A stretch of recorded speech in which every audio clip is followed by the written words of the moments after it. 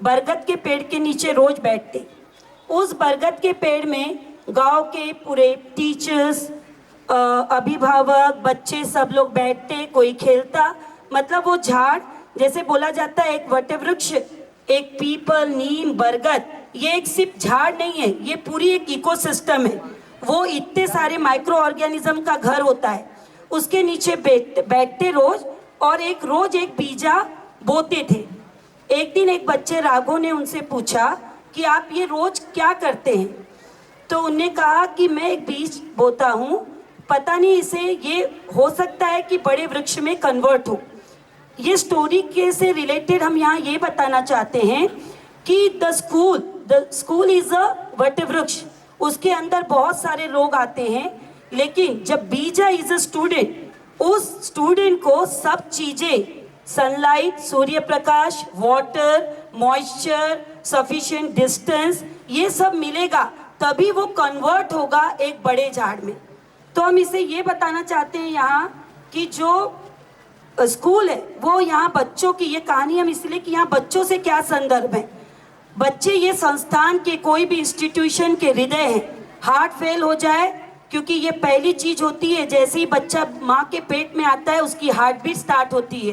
Stethoscope लगा के doctor यही चेक करता है। मतलब हृदय, heart is so much important. The student, विद्यार्थी इज द हार्ट। इस हार्ट के द्वारा कोई भी चीज पूछा गया, गलत सवाल, सही प्रश्न, गलत प्रश्न, कोई भी टाइप की क्यूरियोसिटी, जिज्ञासा, ये बहुत काम आती है। हमारी सबकी भूमिका ये होनी चाहिए कि इस ज्ञान के भूख को हम बनाए रखें, उसे खोजें और उसका उज्जवल उसका भविष्य चमके। यहाँ शिक्षक क्या करते? What the teacher do? आप इस विशाल शैक्षणिक स्थल के माली हैं।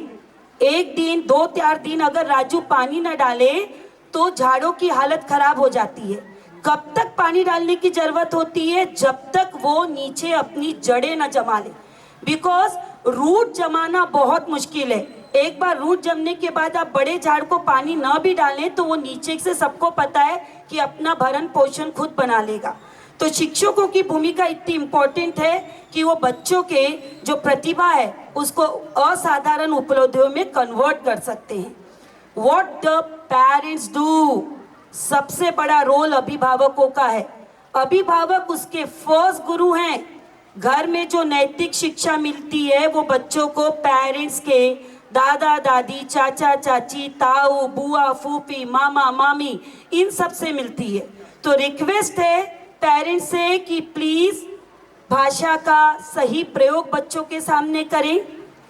जो बच्चा घर में कुछ सीखता है उसे ही यहाँ आके वो दोहराता है। प्लस बच्चों के संगत में अगर उसे वैसा माहौल मिलता है तो उसको वो अच्छी चीज को डुप्लीकेट करता है, बुरी चीजों को 4 गुना करता है। इसलिए पेरेंट्स का पहले शिक्षक हैं जो मूल्य देते हैं, देखभाल करते हैं। अगर आपका समर्थन और भागीदारी मिलेगी तभी ऐसा माहौल बच्चों को डेवलप होगा जहाँ बच्चे अच्छे से पनपेंगे। अब आ गया समाज। व्हाट द समाज, सोसाइटी डू?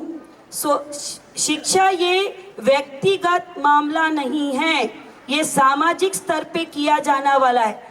और नई एनईपी 2020 में बोला गया है the education should be inclusive and exclusive at the same time.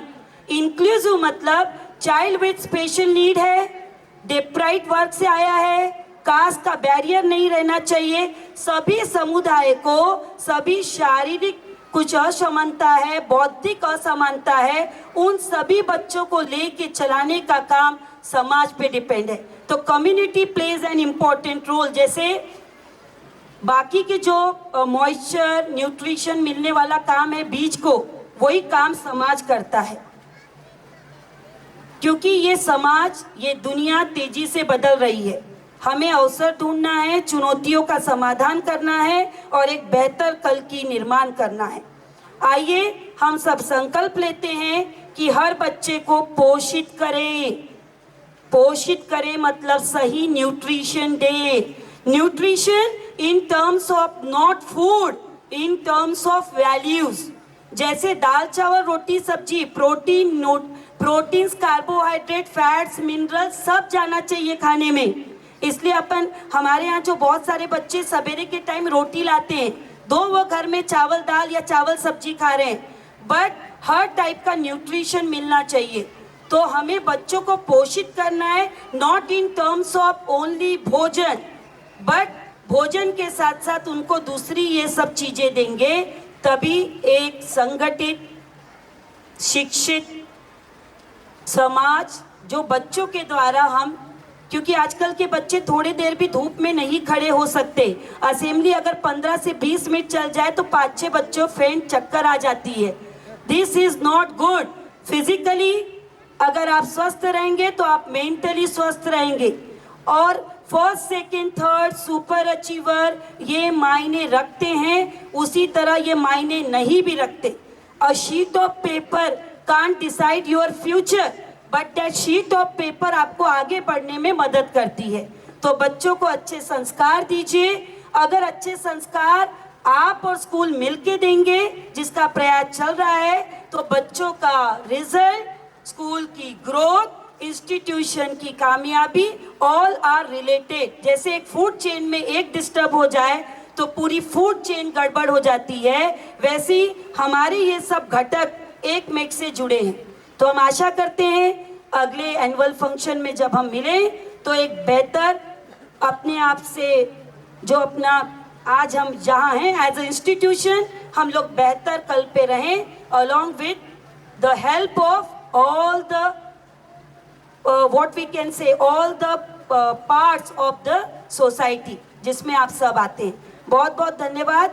बच्चों ने के पेरेंट्स, अभिभावक, जो आप लोग अब जाके पूरा, अभी भी काफ़ी पेरेंट्स आना बचे हैं, बट भूपेश बघेल जी जो हमारे करंट विधायक हैं पाटन के काफ़ी सालों से और पूर्व मुख्यमंत्री रह चुके हैं, उनका जो टाइम शेड्यूल बना था अराउंड 4 o'clock वो आए और उनने जो विशालतम योगी आदि भोले बाबा की जो प्रतिमा का भूमि पूजन किया, जो यहाँ बन रही है, होप्सो की संक्रांति तक या एक अच्छा मुहूर्त देख के यहाँ भोले बाबा स्थापित हो रहे हैं, जिन पे काम चल रहा है, उनका भूमि पूजन उनके हाथों द्वारा हुआ। विजय बघेल जी जो हमारे मेंबर ऑफ पार्लियामेंट, सांसद हैं अपने क्षेत्र के, वो 9 बजे तक आएंगे, बट छोटे बच्चों को देखते हुए प्लस पेरेंट्स के भी देखते हुए प्रोग्राम जल्दी शुरू कर दिया। तो पेरेंट्स से रिक्वेस्ट है अपने बच्चों का प्रोग्राम अच्छे तरफ से देखें, उनकी वाहवाही करें। सभी का फोटोग्राफ्स गूगल ड्राइव में दिया जाएगा, तो रिक्वेस्ट है अपनी जगह से ही अपने बच्चों के वीडियोस और फोटोग्राफ्स लें। Thank you so much. हम फिर से दिल से सभी का अभिनंदन करते हैं जो बड़ी संख्या में स्कूल के बच्चों का एज अ अभिभावक आप आए और उनका मार्गदर्शन करेंगे और उनका मनोबल बढ़ाएंगे। Thank you so much.